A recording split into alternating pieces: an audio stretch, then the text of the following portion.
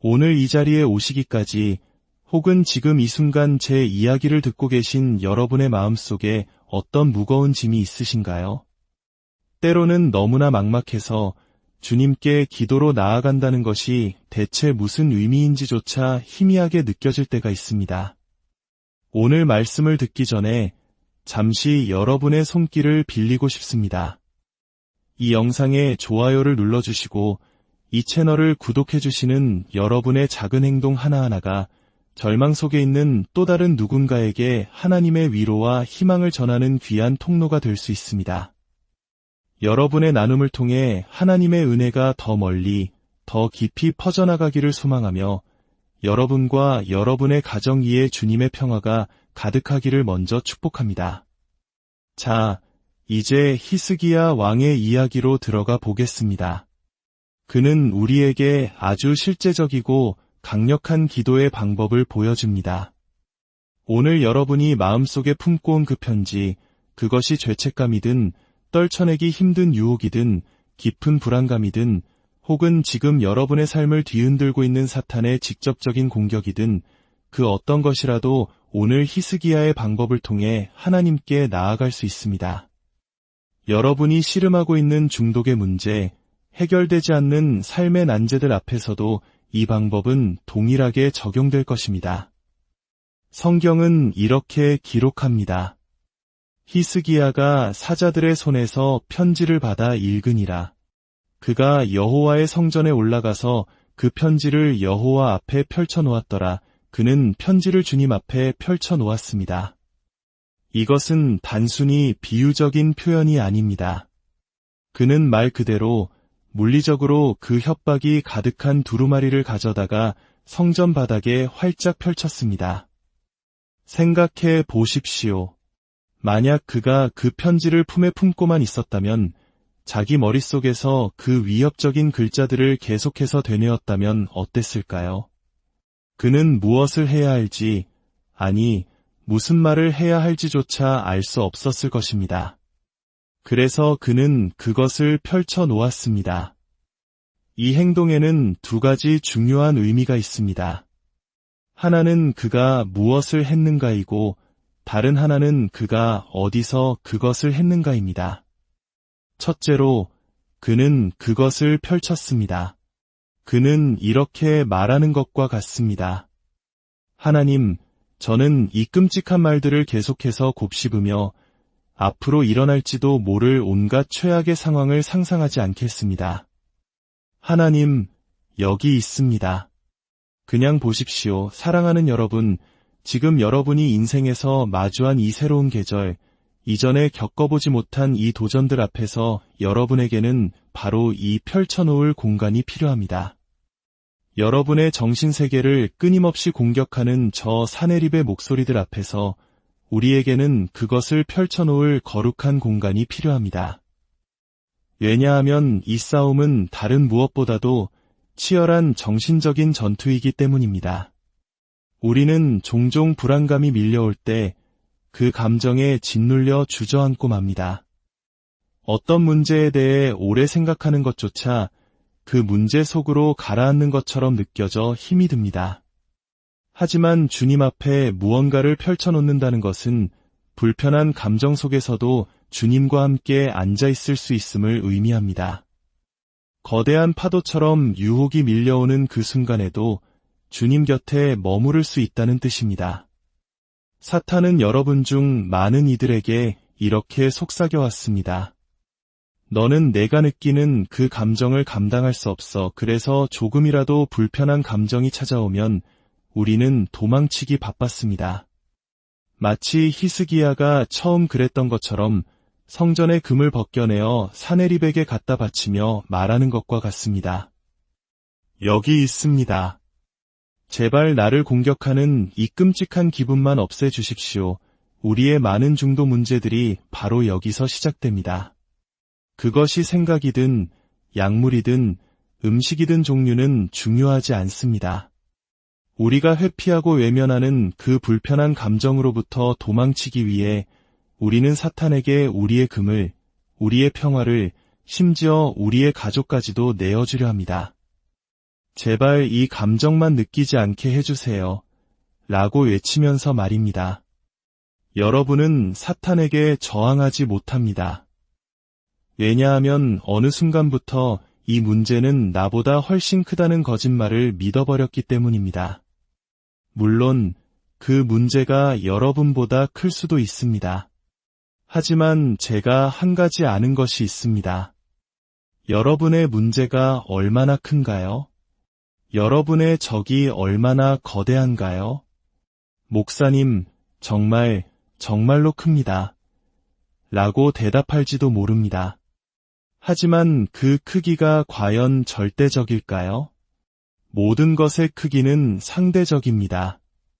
그것이 무엇과 비교되느냐에 따라 달라집니다. 저는 저희 집 강아지를 보며 이 진리를 깨달았습니다. 보스턴 테리어인 보라는 녀석이 있습니다. 보는 몸집이 그리 크지 않습니다.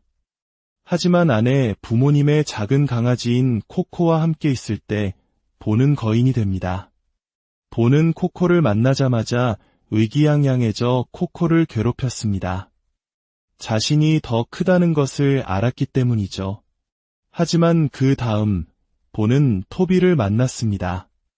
토비는 골든두들입니다. 보스턴 테리어보다 훨씬 큰 개죠. 상상이 되시나요? 코코 앞에서는 난폭했던 보가 토비 앞에서는 어떻게 행동했을까요? 보는 더 이상 난폭하지 않았습니다. 아주 온순하고 착한 강아지가 되었습니다. 토비 앞에서는 세상 둘도 없는 순한 양이었습니다. 왜일까요? 크기는 그것이 무엇을 상대하느냐에 따라 상대적이기 때문입니다. 사랑하는 여러분, 사탄이 당신을 괴롭히고 얕보기 시작했다면 그것은 당신이 최근에 그에게 그가 진짜로 누구를 상대하고 있는지 상기시켜주지 않았다는 증거입니다. 그가 당신에게 이번에는 빠져나갈 길이 없어라고 속삭일 때 그것은 당신이 홍해를 가르고 자기 백성을 구원하신 모세의 하나님을 그에게 보여주지 않았기 때문입니다. 그가 너는 곧 쓰러질 거야 라고 말할 때 그것은 당신이 돌멩이 하나로 거대한 거인을 쓰러뜨린 다윗의 하나님을 그에게 보여주지 않았기 때문입니다. 그가 너는 절대 해내지 못할 거야 라고 조롱한다면 당신은 그에게 우리 하나님이 어떤 분이신지 아직 상기시켜주지 않은 것입니다. 어떤 확률과 역경 속에서도 결과는 정해져 있습니다. 우리는 승리합니다. 길을 만드시는 분이 우리와 함께 계십니다. 판도를 바꾸시는 분이 우리와 함께 계십니다. 적의 군대가 18만 5천 명이라 할지라도 하나님께서는 말씀하십니다. 내가 너의 부족함을 모두 덮어주리라. 당신의 믿음을 좀먹고 당신의 미래를 갉아먹고 당신의 정신과 당신의 절제를 무너뜨리려 했던 저 사탄의 공격 앞에서 저는 단 하나의 이름으로 모든 악을 물리칠 것입니다. 사람들이 그분을 높이 매달았습니다. 그분의 팔을 넓게 펼쳤습니다. 그분은 나의 죄를 보셨고 그분의 피를 흘리셨습니다. 사람들이 그분을 무덤에 묻었지만 그분은 말씀하셨습니다. 내가 그 모든 것을 덮어주리라. 있는 모습 그대로 오라. 내가 부족하다는 것을 안다. 내가 그것을 채워주리라. 내가 가진 것이 없다는 것을 안다. 나에게는 모든 것이 있다. 사탄아, 너는 내가 누구를 상대하고 있는지 전혀 모르고 있구나. 그 상대는 내가 아니다. 나는 작고 연약할 뿐이다. 하지만 나의 주인을 만나 보았느냐? 이제 준비합시다. 사네립에게 하나님의 천사가 오고 있음을 선포할 준비를 합시다. 당신의 가정을 지키는 하나님의 천사가 오고 있습니다. 당신의 재정을 돌보는 하나님의 천사가 오고 있습니다. 당신의 육신을 치유하는 하나님의 천사가 오고 있습니다. 여러분은 지금까지 하나님께 여러분의 문제를 드려왔습니다. 그것은 좋은 일입니다.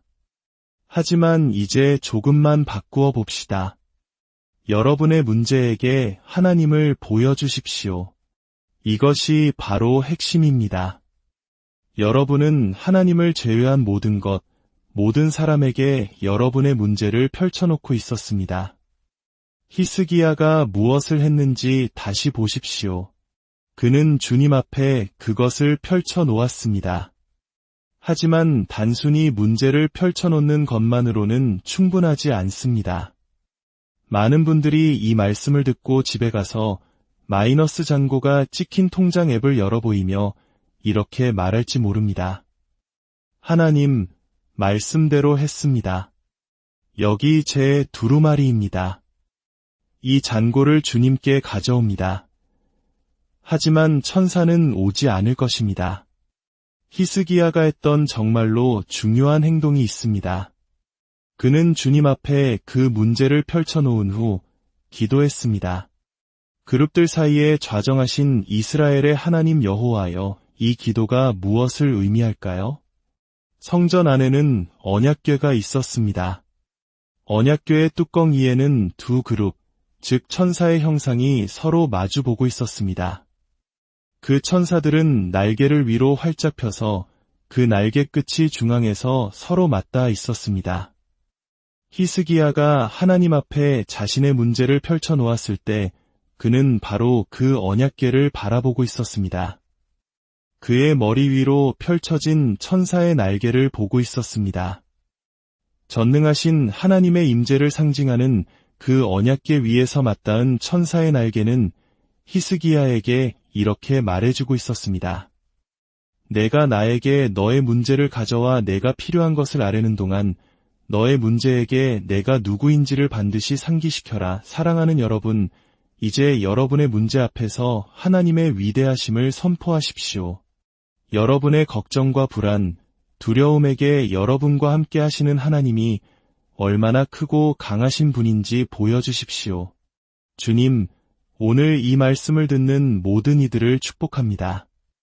각자의 삶에서 사내립의 편지와 같은 위협과 절망을 마주하고 있는 당신의 자녀들을 기억하여 주시옵소서. 히스기야와 같이 모든 문제를 주님 앞에 담대히 펼쳐놓을 용기를 주시고 그 문제보다 비교할 수 없이 크신 주님의 능력을 바라보게 하옵소서. 우리의 연약함을 덮으시고 우리의 길을 만드시는 주 예수 그리스도의 이름으로 기도드립니다.